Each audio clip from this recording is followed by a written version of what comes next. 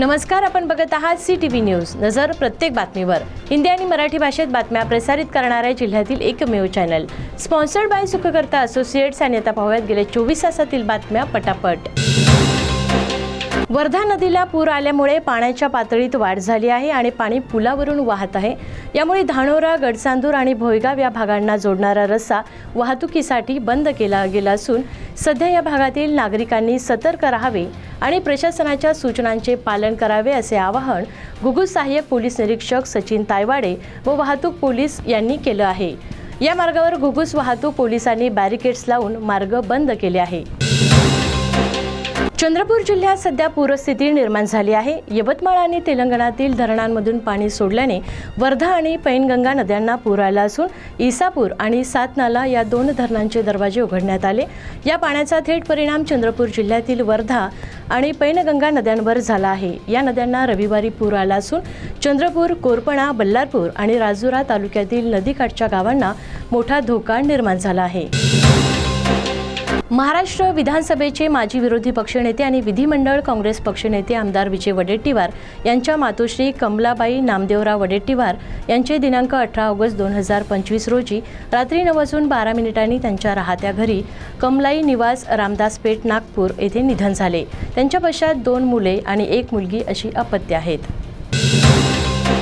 संपूर्ण देशभरात ओट चोरीच्या आरोपांनी राजकीय वातावरण तापलेले असताना मर्जीतील जिल्हा परिषदेच्या वाढ फार्मिंग तयार करण्यासाठी राजकीय हस्तक्षेपाच्या चर्चेने या मुद्द्याला आणखीन धार दिली आहे. निवडणूक प्रक्रियेत पारदर्शकता हरवते आहे का, असा प्रश्न पुन्हा एकदा ऐरणीवर आला आहे. सुप्रीम कोर्टाच्या आदेशानंतर स्थानिक स्वराज्य संस्थांच्या निवडणुकीच्या प्रक्रियेला गती मिळाली असून त्यानुसार जिल्हा परिषदेची सर्कल घोषणा लवकरच होणार आहे. यासोबतच मतदार याद्या तयार करण्याचे कामही सुरू आहे. मात्र याच प्रक्रियेत सत्ताधारी पक्ष आपल्या ताब्यात स्थानिक स्वराज्य संस्था याव्यात यासाठी जिल्हा परिषदेच्या सर्कलमध्ये आपापल्या मर्जीतील गावे टाकून घोषणा होण्यासाठी निवडणूक विभागावर दबाव टाकत असल्याची सूत्रांनी माहिती समोर आली आहे. चंद्रपूर येथील रामनगर पोलीस स्टेशन हद्दीत मेफेड्रोन ड्रग या अंमली पदार्थाची वाहतूक होत असल्याच्या गुप्त माहितीवरून पोलिसांनी सापळा रचून सौरभ दुर्वास कसारे, वय 24 वर्ष, राहणार मेजर गेट, वैद्यनगर, चंद्रपूर याला ड्रगसह पकडले. पोलिसांनी त्याची झडती घेतली असता त्याच्याकडे 6.06 ग्रॅम मेफेड्रोन ड्रग हा अंमली पदार्थ अवैधरित्या विक्रीसाठी वाहतूक करत असल्याचे आढळून आले. त्याच्याकडून दुचाकीसह 1,03,000चा मुद्देमाल जप्त करण्यात आला असून त्याच्यावर NDPS ॲक्टनुसार गुन्हा नोंद करण्यात आला आहे.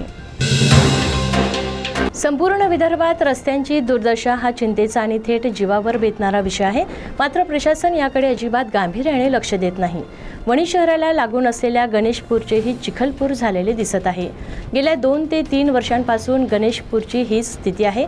एक निसर्गरम्य ठिकाण म्हणून लोकांचा ओढा गणेशपूरकडे वाढला आहे. परिणामी येथे मोठमोठ्या वसाहती निर्माण होत आहेत. तसेच गणेशपूर ग्रामपंचायतीला निधीही अधिकचा येतो.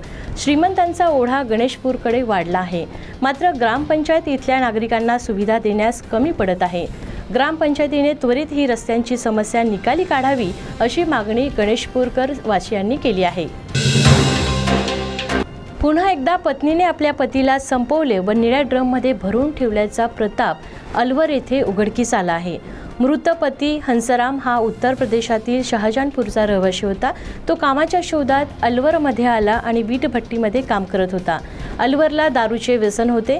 तो अलवरमध्ये पत्नी सुनीता आणि 3 मुलांसह भाड्याने राहत होता.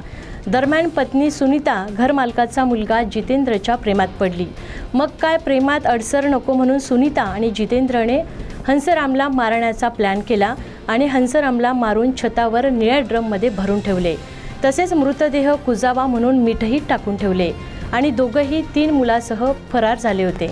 काही दिवसांनी शेजाऱ्यांना दुर्गंधी आल्यानंतर संपूर्ण प्रकरण उघडकीस आले आणि सुनीता, जितेंद्रच्या शोधात असलेल्या पोलिसांना दोघांचाही शोध लागला. पोलिसांनी जितेंद्र, सुनीताला अटक केली आहे आणि पुढील कारवाई सुरू आहे. राजुरा तालुक्यातील वर्धा नदी परिसराचे भयान रूप होताना दिसत आहे. धानोरा, आरबी, विरुळ स्टेशन आदी भागात अवैध रेती उत्खननाचे साम्राज्य उभे राहिले असून शासनाला कोट्यवधी रुपयांचा महसुली तोटा सहन करावा लागत आहे. नियम, अटी, परवाना प्रक्रिया आणि कायद्याला फाट्यावर मारून लोकप्रतिनिधीच्या आशीर्वादाने रेती माफियांनी प्रशासनाला गप्प बसवले आहे। क्रेन, शेकडो ट्रॅक्टर, टिप्पर व डंपरच्या साहाय्याने दिवसाढवळ्या येथे रेती उत्खनन जोरात सुरू आहे। नागरिकांनी वारंवार तक्रार करूनही प्रशासन निद्रावस्थेत आहे। या वाहतुकीमुळे नदीचीच नाही तर रस्त्यांचीही दुर्दशा झाली आहे। ताडोबा अंधारी व्याघ्र प्रकल्पाद्वारे ताडोबा जंगल क्षेत्रातील स्थानिकांना रोजगार उपलब्ध करून देण्यासाठी ताडोबा जंगल सफारीसाठी अनेक जिप्सी लावण्यात आल्या, परंतु यातील अनेक जिप्सी बाहेरील नागरिकांच्या असून त्यातून स्थानिकांनाच डावलण्यात येत असल्याची तक्रार मोहोर्ली येथील स्थानिक नागरिकांनी ताडोबा प्रशासनाला केली आहे। ताडोबा प्रशासनाने ताडोबा जंगल क्षेत्रात स्थानिकांना रोजगार देण्याच्या उद्देशाने जंगल सफारीला लागणाऱ्या जिप्सी चालवण्याची मुभा दिल्याने येथील स्थानिक ताडोबा अंधारी व्याघ्र प्रकल्पाच्या विरोधात आपली नाराजी व्यक्त केली आहे। सावली तालुक्यातील सुपुत्र गौरव यशवंत बोरकुटे राहणार रुद्रापूर याची इंडियन नेव्हीपदी नियुक्ती झाली असून त्याच्यावर शुभेच्छांचा वर्षाव केला जात आहे। गौरव हा या तालुक्यातील पहिलाच नेव्हीमध्ये निवड झालेला विद्यार्थी आहे। तर ह्या होत्या आजच्या पटापट बातम्या। लवकरच भेटूया पुन्हा काही नव्या बातम्यांसह। तोपर्यंत अशाच बातम्यांचे अपडेट पाहण्यासाठी बघत रहा CTV न्यूज। नजर प्रत्येक बातमीवर। नमस्कार।